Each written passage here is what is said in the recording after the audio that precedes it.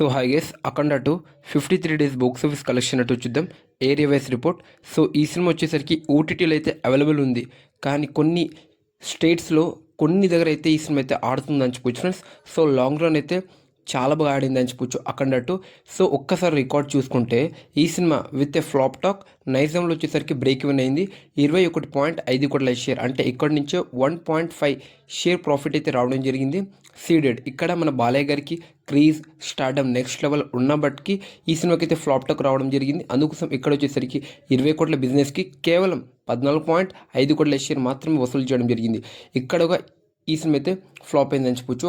అలా మన తెలుగు స్టేట్లో అంటే ఆంధ్రప్రదేశ్లో అవ్వచ్చు, మన ఈస్ట్ వెస్ట్ నెల్లూరు గుంటూరు ఇక్కడ ఈ ఏరియాస్లో అయితే ఫ్లాప్ అయిందని చెప్పొచ్చు. అలా మన అఖండ 2 ఆంధ్రప్రదేశ్లో తెలంగాణలో టోటల్గా వచ్చేసరికి షేర్ వచ్చేసరికి 75 కోట్ల షేర్, గ్రాస్ చూసుకుంటే 96 కోట్ల గ్రాస్ అయితే దాటిందని చెప్పొచ్చు.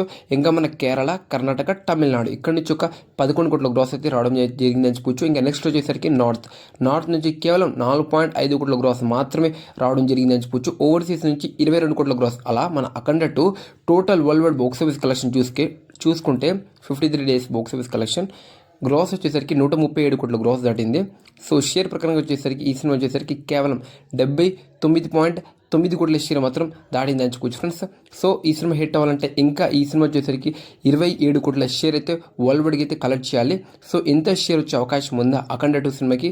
ఆయన ఈ సినిమా వచ్చేసరికి రన్ అయితే ఆల్మోస్ట్ అయిపోయిందని చెప్పొచ్చు. కానీ కొంతమంది స్టార్ హీరోకి కొన్ని ఏరియాస్లో కొన్ని స్టేట్లో వచ్చేసరికి ఆడే సినిమాలు అయితే ఉంటాయని చెప్పొచ్చు. అదే మన బాలయ్య గారిది ఒక్కొక్క సినిమా 100 రోజులు 200 రోజులు కూడా అవుతాయి. అలాంటి దాంట్లో మన అఖండ 2 సినిమా అయితే ఉందని చెప్పొచ్చు ఫ్రెండ్స్.